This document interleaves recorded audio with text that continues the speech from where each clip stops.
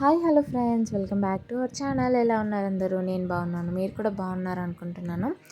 ఈరోజు వీడియో వచ్చేసి ఎంతో రుచికరమైన సాంబార్ రెసిపీని మీతో షేర్ చేసుకుందాం అనుకుంటున్నాను. ఇంట్లోనే సింపుల్గా ఈజీ ప్రాసెస్లో అయిపోయే విధంగా మీకైతే చూపిద్దాం అనుకుంటున్నాను. సో ముందుగానే నేను అన్ని వెజిటేబుల్స్ అన్నీ కట్ చేసి పెట్టుకున్నాను. ఇంట్లో ఏవైతే అవైలబుల్గా ఉన్నాయో వాటినే నేను యూస్ చేద్దామని ఇలా కట్ చేసి పెట్టుకున్నాను. కరివేపాకు, పచ్చిమిర్చి, ఉల్లిపాయలు, కొత్తిమీర, టమాటోలు, ములక్కాడలు, క్యారెట్స్. ఇంట్లో మీకు కనుక సొరకాయ అవైలబుల్గా ఉంటే సొరకాయ వేసుకోవచ్చు, దోసకాయ వేసుకోవచ్చు. సో దానికోసం అయితే నేను అన్నీ కట్ చేసి పెట్టుకున్నాను. అండ్ ఇలా పప్పు కూడా నేను కుక్కర్లో పెట్టేశాను. 1 కప్పు కందిపప్పుకి నేను 3 గ్లాసుల వాటర్ అయితే తీసుకున్నాను. కొద్దిగా ఉప్పు, కొద్దిగా పసుపు, ఆయిల్ వేసి ఇలా నేను ప్రెషర్ కుక్కర్లో అయితే పెట్టేశాను. పప్పు అయితే ఉడికిపోయింది. 3 to 4 విజిల్స్ వస్తే కనుక మనకి పప్పు అనేది ఈజీగా మంచిగా ఉడికిపోతుంది. ఈ ఉడికిన పప్పుని మనం పప్పు గుత్తితో మ్యాష్ చేసుకోవచ్చు. అండ్ నెక్స్ట్ అయితే నేను తాలింపు అయితే వేస్తున్నాను. తాలింపు కోసం అయితే 2 పావుల నూనె అయితే వేసుకున్నాను. అండ్ తాలింపు కోసం జీలకర్ర, ఆవాలే వేస్తున్నాను, వేరే పప్పులు ఏం వేయట్లేదు. ముందుగా ఉల్లిపాయలు, తర్వాత పచ్చిమిర్చి, కరివేపాకు, ఇలా అన్ని వెజిటేబుల్స్ అనేవి ఒకదాని తర్వాత ఒకటి వేస్తాను.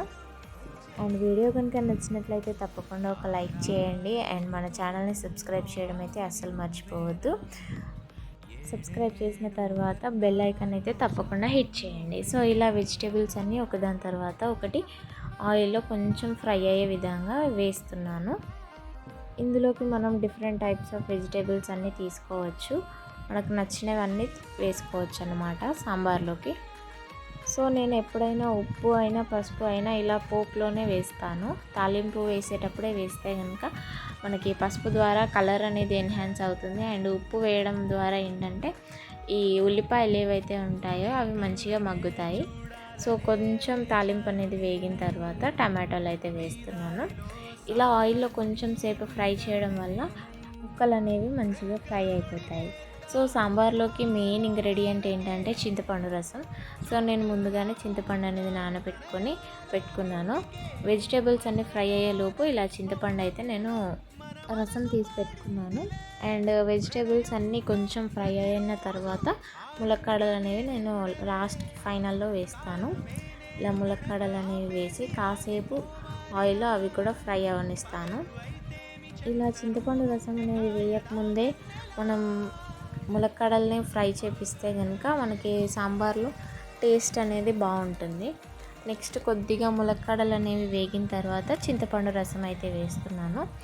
చాలా వరకు అయితే అందరూ ఫస్ట్ పప్పు అనేది వేసిన తర్వాత చింతపండు రసం వేస్తారు. కానీ ఇలా చింతపండు రసం అనేది ఫ్రైలోనే వేస్తే ఏంటంటే ఈ రసం అనేది ముక్కలకి చాలా మంచిగా పట్టి మనకి పులుపుదనం అనేది కనిపిస్తుంది. అండ్ నెక్స్ట్ కొంచెం కారం ఇప్పుడే వేస్తున్నాను. మనం ఆల్రెడీ పచ్చిమిర్చి అనేది వేసాం కాబట్టి కారం అనేది కొంచెం తక్కువనే వేసుకోవాలి. ఇలా అన్నీ వేసిన తర్వాత చింతపండు రసంలో కూడా ముక్కలు అనేవి కాసేపు మగ్గనివ్వాలి. సో ఇప్పుడు నేను పప్పు ఏదైతే ఉడికిన పప్పు ఉంటుందో అది మొత్తం ఇందులోకి యాడ్ చేస్తున్నాను.